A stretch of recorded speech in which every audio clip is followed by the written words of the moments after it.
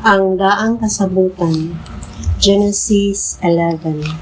Sa sinugdan may usa lamang kapinulungan sa tibuok kalibutan. Sa pagpamalhin sa mga tao gikan sa sidlakan, nahiabot sila sa usa ka patag sa Shinar ug mipuyo sila didto.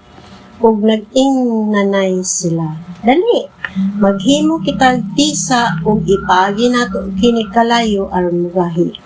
Busa nakabaton sila tisa og asfalto aron ipatapot niini. Unya miingon sila, karon magbuhat kitag syudad nga may tore nga sangko sa langit.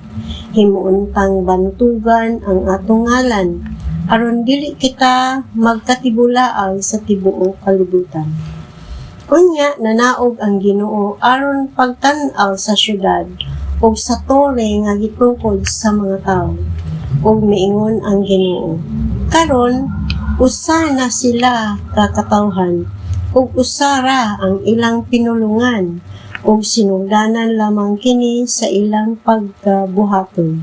Dili madugay makahimo na sila sa tanan nga gusto nilang buhaton. Busa mga naog kita og libugon pa ang ilang pinulungan aron dili sila magkasinabtanay. Busa gipatibulaag sila sa Ginoo sa tibuok kalibutan ug mihunong sila pagtukod sa syudad. Babel ang ngalan sa syudad kay didto gilibog man sa Ginoo ang pinulungan sa tanang mga tawo. O gikan didto gipatibulaag niya sila sa tibuok kalibutan.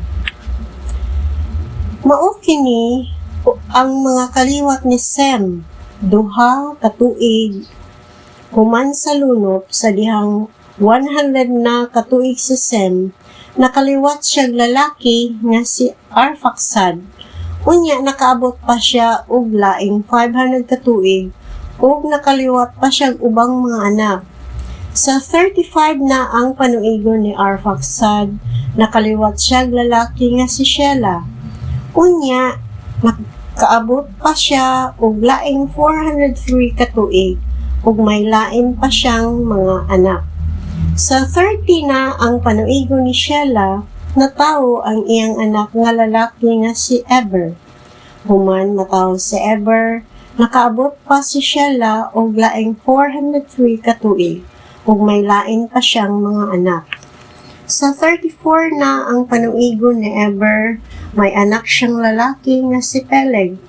Human matawo si Peleg, nakaabot si Eber og laing 430 ka tuig ug nakaliwat pa ubang mga anak. Sa 30 na ang panuigon ni Peleg, nakaliwat siya lalaki nga si Reu.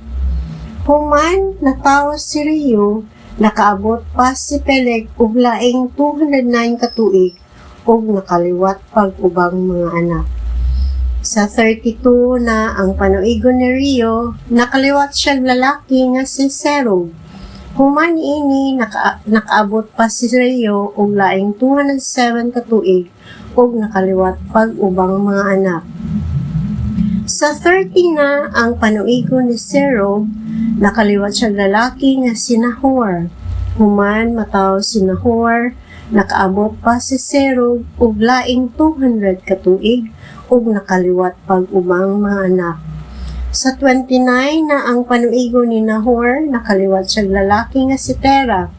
Human niini nakaabot pa si Nahor og laing 119 ka tuig ug nakaliwat pag ubang mga anak. Sa lapas na sa 70 ang panuigon ni Terah, nakaliwat siya mga lalaki nga si Abram, si Nahor ug si Haran. Mao kini ang mga kaliwat ni Terah, si Abram, si Nahor, ug si Haran. Si Haran mao'y amahan ni Lot, ug si Haran namatay dito sa iyang lungsod nga natawhan nga mao ang Ur sa Caldea, samtang buhi pa ang iyang amahan.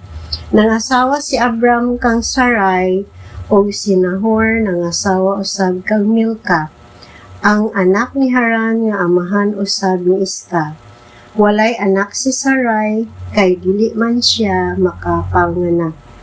Gidala ni Tera ang iyang anak nga si Abram, ang iyang apo nga si Lot, nga anak ni Haran, ug ang iyang umagad nga si Sarai, ang asawa ni Abram, ug mibiya sila sa syudad sa Ur sa Caldea, ug mipadulong sa yuta sa Kanaan.